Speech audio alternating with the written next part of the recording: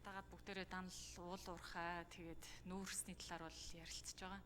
Тэгээ яг энэ үед бол нэг зүйлийг бүгдээрээ ойлгоод авчих нь зөв байгаамаа. За Монгол улсыг яг ингээд бодоод үзэх юм бол зүгээр нэг 5 төрлийн бараа зардаг л тийм дэлгүүр шиг байгаад байгаа байхгүй юу? Зөвхөн CU-тэй харьцуулаад бодоод үзэх юм бол тийшээ яваад ороход хичнээн төрлийн бараа хэдэн зуугаар нь бид нар авч болдог лээ. Тэгтэл Монгол улсыг бүхэлд нь бодоод үзэхэд л за одоо нүүрс зарж гин, зэсийн баяжмал зарж гин, төмрийн хөдөр зарж гин, жонш зарж гин, алт зарж гин. Голлох бүтээгдэхүүн ярих юм бол энэ тавлага байхгүй. Тэг хэр их зарах вэ, хэр их орлого олох вэ гэхээр ерөөсөө урд төшөөсөө хамааралтай байгааддаг. Тэгээ зөвөр манайхан төрөлжүүлээгээд оролдож байгаа шиг байна л та. Тэгээд дахиад Ховд аймгийн Халзан бүрэгдээ төслийг ингээл их хурлын чуулганы энэ дээрээс 2 дахь удаага ярих болж байгаа. Тэг яг энэ Халзан бүрэгдээ төсөл нь болохоор энэ нөгөө 5 нэрийн барааны дэлгүүрэл 6 болох чигээд явж байгаа төсөл байтал. Одоо тэгэл тэмцлийн хурц хэлбэрт орол очих болгонд нь л янз бүрийн асуудал үүсчдэг. Тэг яг үнэн хэрэгтэй бол энэ төсөл яг олборлогдох хэсэг нь тодорхойгүй шүү дээ. Дэд бүтцэн байхгүй, эрчим хүч нь байхгүй, очоод судлаадах яа гэхэд л зөвшөөрөхгүй.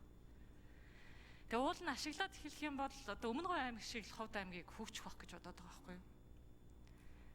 Тэг Эрдэнэт хотыг бас бүгдээрээ бодох хэрэгтэй.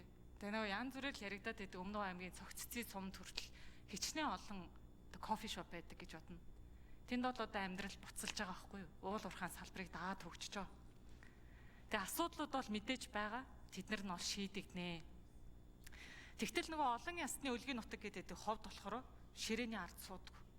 Дандаа л тэмцэл болоод идэг. Тэгээ энийг нэг эргэж харах цаг болсон юм болов уу гэж боддог доо.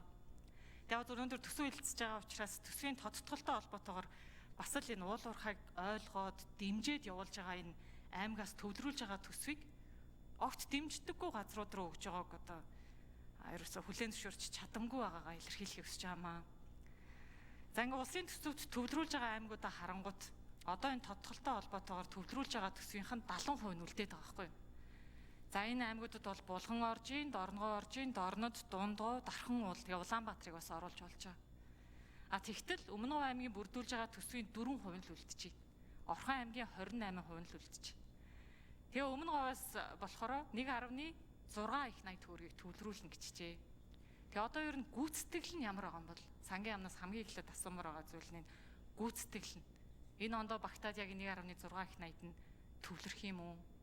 Тэгээ одоо энэ төвлөрүүлж байгаа мөнгнөөс нь түрүүнд дурдсан Ховд аймгаад дурдах юм бол 4 тэрбумаар одоо дэмжлэг үзүүлээд өгөх гээд байгаа байхгүй юу? Энэ дээр эхлээд хариулт авчиад тодруулъя.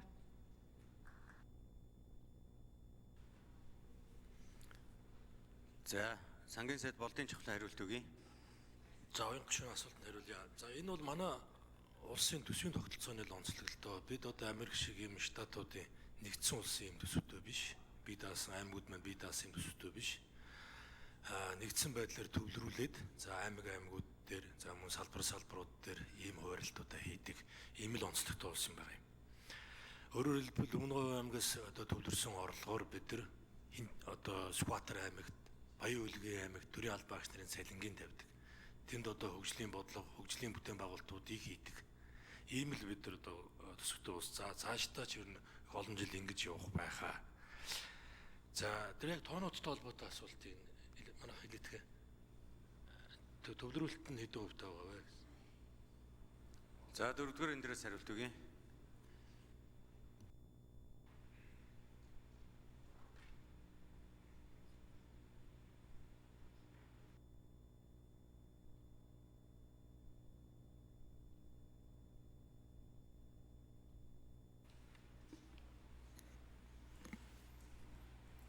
За сангийн яамны төсвийн бодох төлөвлөлтийн газрын төсвийн орлогын хэлцээний дараах гिचн 10 уян гишүүний асуултанд хариулъя.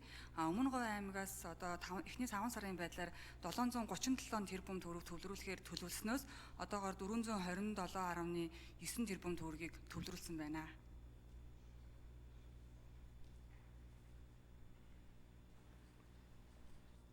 За уян гишүүн тодруулж суй. Харин тийм ээ 1.6 их 80-д төвлөрөх болоо да. Тэгээ ер нь бол ингээд нүүрснээс тэгээ бусад төрөний хэлсэн асуултанд асуусан ашиг мартамлаас хамааралтайгаа эдийн засгаад хэлхийн тулд уул уурхайн салбар дээр энэ critical mineral буюу чухал ашиг мартамлын талаарх бодлогыг одоо дэмжиж явуулах хэрэгтэй байгаа. Тийм учраас их хурал дээр Их хурлын гишүүдээс бүрдсэн энэ critical mineral буюу чухал ашигт малтамлын талаарх бодлого тодорхойлох, эрх зүйн орчин бүрдүүлэх юм дэмжих бүлгийг байгуулж байгаагаа бас энэ чуулганы энэ дээрээс гишүүдтэй дуулгая. Тэгээд 2024-өөс 28 оны улсын их хурлын стратеги төлөвлөгөөнд бол нийгмийн эдийн засагт шин тутам үүсэж байгаа харилцааг зохицуулах энэ хуулийн төслүүдийн оруулж ирэх тогтолцоог бүрдүүлнэ гэж тусгасан байна.